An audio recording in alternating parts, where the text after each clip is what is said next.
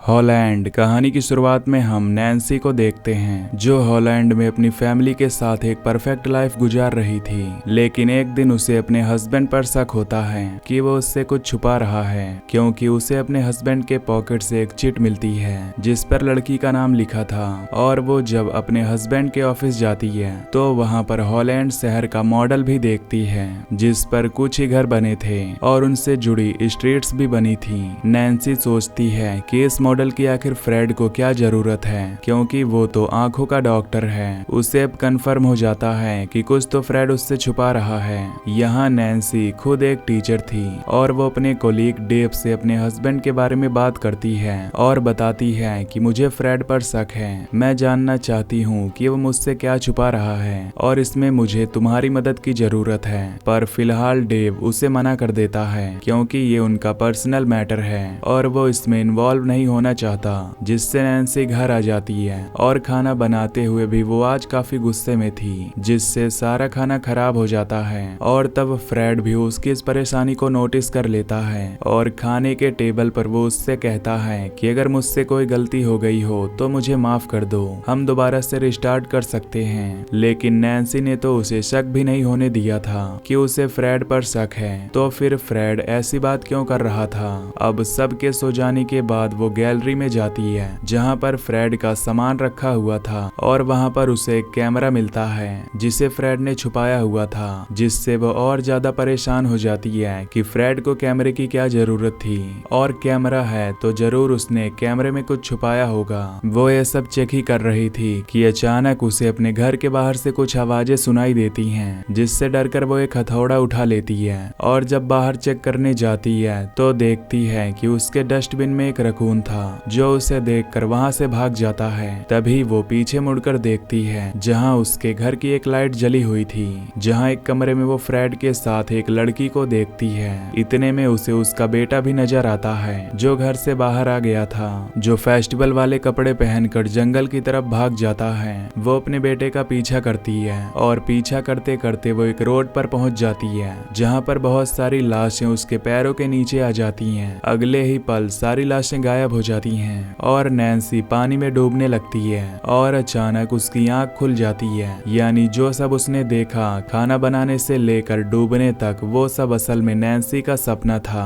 और ऐसे सपने उसे इसीलिए आ रहे थे क्योंकि दिन भर वो फ्रेड के बारे में ही सोचती रहती थी। खैर अगले दिन दिखाया जाता है कि नैन्सी दोबारा डेव से एक रेस्टोरेंट में मिलती है और उसे बताती है कि अब मेरा शक और भी ज्यादा पक्का होता जा रहा है कि फ्रेड का किसी और के साथ अफेयर है। प्लीज तुम मेरी मदद करो, मैं उसे रंगे हाथों पकड़ना चाहती हूँ। डेव अभी भी इन सब में नहीं पड़ना चाहता था, लेकिन जैसे ही नैन्सी उसका हाथ पकड़ती है तो वो पिघल जाता है और उसकी बात मानने को तैयार हो जाता है, क्योंकि वो खुद भी अंदर ही अंदर नैन्सी को पसंद किया करता था। वो नैन्सी से पूछता है कि उसे क्या करना होगा, तो नैन्सी बताती है कि तुम्हें बस चेकअप के बहाने फ्रेड के पास जाना है और फिर वॉशरूम यूज करने के बहाने उसके वॉशरूम की विंडो को खोल देना है, जहां से रात को हम उसके क्लिनिक के अंदर जाकर छानबीन कर सकें। नैन्सी के कहे मुताबिक डेव फ्रेड से अपनी आईज चेक करवाने के लिए पहुंच जाता है। यहाँ फ्रेड डेव से पूछता है कि क्या तुम उसी स्कूल में टीचर हो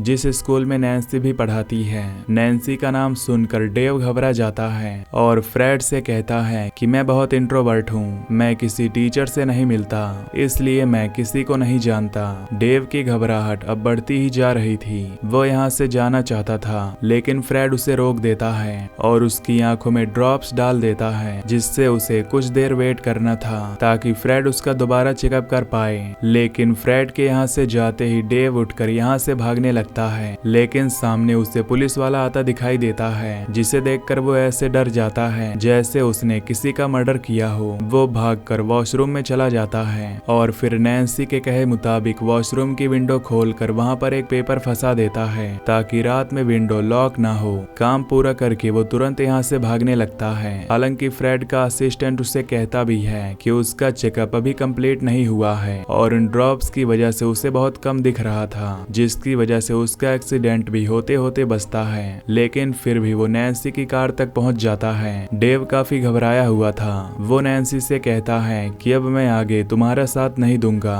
उसने अपनी जान जोखिम में डालकर नैन्सी की मदद की थी, इसलिए ये दोनों यहाँ इमोशनल हो जाते हैं और एक दूसरे के करीब भी आ जाते हैं। और यहाँ हमें पता चलता है कि अब सिर्फ डेव ही नहीं बल्कि नैन्सी भी डेव को पसंद करने लगी थी। अब रात में नैन्सी को फ्रेड के क्लिनिक का चेकिंग करना था, इसलिए वो फ्रेड से बहाना बनाकर जाती है कि वो अपनी फ्रेंड के घर नाइट पार्टी के लिए जा रही है। हालांकि वो डेव के साथ फ्रेड के क्लिनिक जा रही थी। क्लिनिक जाते ही ये वॉशरूम के रास्ते से क्लिनिक के अंदर घुस जाते हैं। यहाँ दूसरी तरफ हम देखते हैं कि फ्रेड को उसी औरत की कॉल आती है जिसके घर जाने का बहाना करके नैन्सी घर से निकली थी। उस लेडी के बेटे की आइज में कुछ प्रॉब्लम्स आ गई थी, इसीलिए उसने फ्रेड को कॉल किया था ताकि वो जल्दी से क्लिनिक पर आ जाए और वो अपने बेटे को भी लेकर आ रही है। फ्रेड अपने बेटे को घर पर अकेला छोड़कर अपने क्लिनिक के लिए निकल जाता है और यहाँ क्लिनिक के अंदर हम नैन्सी को देखते हैं जिससे फ्रेड के पास बहुत सारे डेबिट कार्ड्स दिखते हैं जिनमें से वो एक का नंबर भी नोट कर लेती है। साथ ही उसे यहाँ पर एक एल्बम भी मिलता है जिसमें बहुत सारे घरों की पिक्चर्स थी और ये सारी पिक्चर्स उसी कैमरा से ली गई थी जिसे फ्रेड छुपा कर रखता था। इससे पहले कि वो और ज्यादा इन्वेस्टिगेशन करती,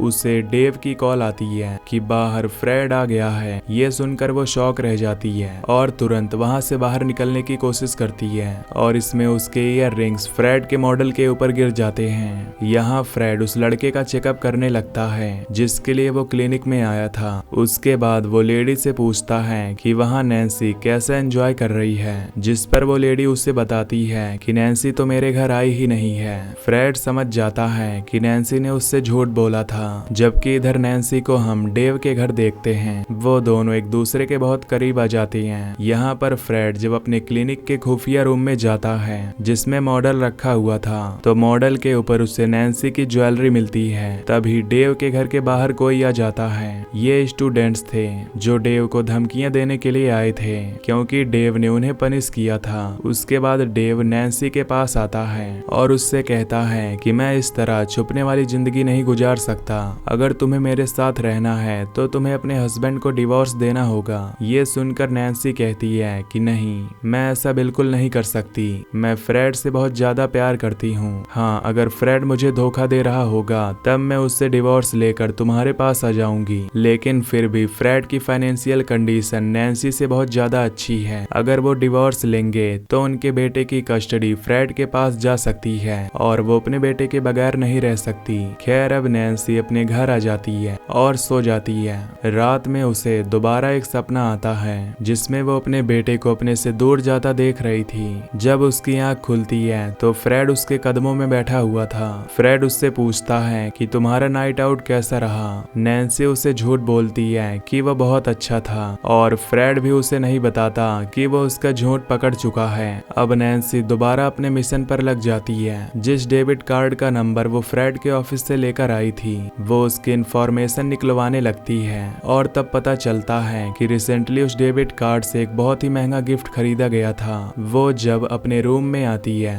तो उसे अपने बेड पर एक गिफ्ट रखा मिलता है। ये गिफ्ट फ्रेड ने उसी के लिए खरीदा था। ये देखकर वो खुश हो जाती है और यहाँ पर फ्रेड उसके खोए हुए ईयर रिंग्स भी उसे देता है और उसे कहता है कि तुम परेशान मत हो, सब कुछ ठीक हो जाएगा। फ्रेड की बातों से वो काफी रिलैक्स होती है। खैर, कुछ दिन बाद नैन्सी के ऑफिस में एक पार्टी होती है जिसमें वो और डेव भी थे। यहाँ पर उसे डेव की कंपनी बहुत अच्छी लगती है, इसलिए वो घर आकर भी डेव के बारे में ही सोचने लगती है। उससे अब डेव से बहुत ज्यादा अट्रैक्शन फील होने लगा था, इसलिए वो डेव को कॉल करके कहती है कि वो उसके साथ रहने के लिए तैयार है। बस उसके लिए डेव को उसका एक छोटा सा काम करना होगा। उसे नैन्सी के साथ मिलकर फ्रेड के खिलाफ सबूत इकट्ठे करने होंगे जिससे वो फ्रेड को डिवोर्स दे दे और ये लोग मिल जाएंगे। ये सारी बातें सुनकर डेव भी उसकी मदद के लिए रेडी होता है। अगले दिन से ये लोग फ्रेड को स्टॉक करने लगते हैं। यहाँ पर इन्हें पता चलता है कि फ्रेड ने आज एक होटल रूम बुक किया था। ये लोग प्लान बनाते हैं कि डेव नीचे रहकर फ्रेड का ध्यान भटकाएगा और नैन्सी उसके रूम की तलाशी लेकर आएगी। अब नैन्सी रूम की जब तलाशी लेती है तो उसे कुछ सामान मिलता है जैसे हैंड कप्स और कई ऐसे सामान, जिससे वो सोचने लगती है कि इन सब का फ्रेड क्या करेगा। अब यहाँ डेव भी फ्रेड को अपने साथ रोकने में कामयाब नहीं हो पाता, इसलिए वो तुरंत नैन्सी को कॉल कर देता है और नैन्सी कमरे से बाहर निकल आती है। वहाँ पर इन्हें जो चीजें मिली थी, डेव के मुताबिक ये सारी चीजें फ्रेड के अफेयर को ही साबित कर रही थी। डेव उसे कहता है कि अब बस हमें उसकी एक पिक्चर लेनी है उसकी गर्लफ्रेंड के साथ, ताकि हमें एक प्रूफ मिल जाए, जिसके बाद तुम उससे डिवोर्स ले लेना और हम मिल जाएंगे। अब नैन्सी अपने घर वापस आ जाती है। नैन्सी दोबारा से फ्रेड के बनाए हॉलैंड के मॉडल को देखती है, जिस पर कुछ ही घर थे। उसे एक फाइल भी मिलती है जिसमें इन सारे घरों के ब्लूप्रिंट्स थे।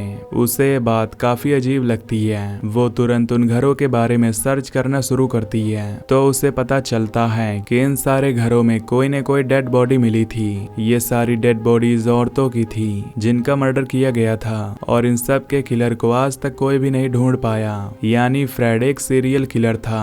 यहाँ नैन्सी जब अपने काम में लगी हुई थी तो डेव अपने काम में लगा हुआ था। वो फ्रेड की गाड़ी का पीछा करते करते जंगल के पास एक घर में पहुंचता है, जहाँ फ्रेड से मिलने के लिए एक लड़की आती है। ये बेस्ट टाइम था। डेव जल्दी से अपना कैमरा निकालता है, और जब फ्रेड उस लड़की से मिल रहा था तो उसकी बहुत सारी पिक्चर्स लेने लगता है। और अब और ज्यादा सबूत इकट्ठे करने के लिए डेव घर के अंदर पहुंच जाता है, जहां वो कमरे के अंदर जाकर देखता है कि फ्रेड उस लड़की के पास नहीं आ रहा था, बल्कि फ्रेड ने उस लड़की को बांध दिया था और वो चाकू से उसका गला काट देता है, जिससे डेव भी समझ जाता है कि फ्रेड एक किलर है। डेव ये सब देखकर शॉक था, और तभी फ्रेड की नजर उसके ऊपर पड़ जाती है। फ्रेड उसे चाकू लेकर मारने के लिए जाता है, लेकिन खुद को बचाने के चक्कर में डेव खिड़की से बाहर गिर जाता है। फ्रेड उसे मारने के लिए बाहर आता है, और वो डेव से कहता है कि मैं जानता हूँ कि तुम नैन्सी को बहुत अच्छी तरीके से जानते हो और नैन्सी के साथ मिलकर मेरा पीछा कर रहे हो। ये बातें सुनकर डेव और भी ज्यादा डर जाता है। वो जानता था कि फ्रेड उसे बिल्कुल भी नहीं छोड़ेगा। वो भागते हुए लेक के किनारे आ जाता है, जहाँ एक बोट थी, ताकि इसके जरिए वो भाग जाए। लेकिन पीछे से दोबारा फ्रेड उसे पकड़ लेता है। वो उसे मारने ही वाला था कि डेव उसके हाथ में पकड़ा हुआ चाकू उससे छीनकर उसी के पेट में स्टैब कर देता है, जिससे फ्रेड पानी में गिर जाता है और डेव बच जाता है। उसे लग रहा था कि अब उसने फ्रेड को खत्म कर दिया, लेकिन ऐसा नहीं था। सुबह होते ही वो वापस टाउन में आता है और अपने उन कपड़ों को जला देता है जिसमें उसने फ्रेड का मर्डर किया था। वो देखता है कि रात में उसे बहुत सारी नैन्सी की कॉल्स आई थी। वो डेव को फ्रेड की हकीकत बताना चाहती थी, लेकिन डेव आकर यहाँ पर कुछ और ही कहानी सुनाता है। वो नैन्सी से कहता है कि मैंने फ्रेड को रंगे हाथों पकड़ लिया था, मैंने उनकी पिक्चर्स भी ली थी, और फिर मैंने उसे उसकी पिक्चर दिखाकर कहा कि अगर तुम अपनी भलाई चाहते हो तो मेरे और नैन्सी के बीच से निकलकर चले जाओ। तो उसने कहा कि ठीक है, और अब वो हमारे बीच से जा चुका है। नैन्सी काफी हैरान होती है, क्योंकि फ्रेड उससे प्यार किया करता था। वो इतनी आसानी से उन्हें छोड़कर नहीं जा सकता था। खैर, वो अब डेव की बातों पर यकीन कर लेती है और डेव के साथ रहना भी शुरू कर देती है। लेकिन हर रोज नैन्सी को यही डर लगता था कि किसी दिन फ्रेड आएगा और उसे भी मार देगा, बिल्कुल उन्हीं लड़कियों की तरह जिन्हें उसने पहले मारा है। यहाँ दूसरी तरफ डेव की भी दिमागी हालत खराब होने लगी थी, क्योंकि उसे उस मर्डर के सपने आया करते थे जो उसने फ्रेड का किया था। कुछ दिन बाद हॉलैंड में एक फेस्टिवल मनाया जा रहा था, जिसमें नैन्सी भी अपने बेटे को लेकर आई थी, और यहाँ पर उसकी फ्रेंड उससे उसके हस्बैंड के बारे में पूछती है। तो नैन्सी बताती है कि वो वैकेशंस पर गया है, लेकिन तभी उसका दूसरा फ्रेंड बताता है कि कुछ देर पहले तो मैंने उसे फेस्टिवल में ही देखा है। ये सुनकर नैन्सी काफी डर जाती है। जब वो इधर उधर देखती है तो उसकी नजर फ्रेड पर पड़ती है। वो इधर उधर अपने बेटे को ढूंढने लगती है, लेकिन जब वो उसे नजर नहीं आता तो वो अपने बेटे को ढूंढने के लिए खड़ी हो जाती है, और यहाँ पर वो डेव से टकरा जाती है जो गन लेकर आया था। नैन्सी समझ जाती है कि एक गन वो उसके बेटे को मारने के लिए लाया है, ताकि उसका बेटा भी इन दोनों के बीच से हट जाए और नैन्सी पूरी तरह डेव की हो जाए। ये देखकर उसे डेव पर गुस्सा आता है, और अब वो अपने बेटे को लेकर अपने घर आ जाती है, और डेव यहाँ पर भी आ जाता है। डेव उसे बताता है कि जब मैं फ्रेड का पीछा करने गया तो मैंने देखा कि फ्रेड जिस लड़की के साथ था वो उस लड़की के पास नहीं गया, बल्कि उसने उस लड़की का गला काट कर उसे मार दिया। जैसे ही फ्रेड को पता चला कि मैंने सब देख लिया है तो वो मेरे भी पीछे पड़ गया। लेक के किनारे फ्रेड उसे मारने ही वाला था, पर डिफेंड करने के लिए उसने उसका चाकू पकड़कर उसे स्टैब कर दिया। नैन्सी ये सारी बातें सुनकर उसे बताती है कि अभी वो मरा नहीं है, वो वापस आ चुका है। नैन्सी का बेटा जो अंदर बैठा था वो ये सारी बातें सुन लेता है। यहाँ डेव को यकीन नहीं था कि फ्रेड अभी भी जिंदा है, लेकिन डेव अब इन सारी चीजों से काफी थक चुका था। वो फैसला कर लेता है कि वो पुलिस को सरेंडर कर देगा। पर तभी नैन्सी उसके हाथ से फोन छीन लेती है, जिससे डेव के सर पर चोट लग जाती है। वो अब डेव से उसकी गन छीनकर बाहर भागती है और उसे कहती है कि मैं सिर्फ हेल्प लेने के लिए जा रही हूँ। तभी वो बाहर फ्रेड को देखती है, जिसके पास उसका बेटा भी था। जब वो फ्रेड के पास जाती है तो फ्रेड उसे अकेले में बात करने को कहता है और कहता है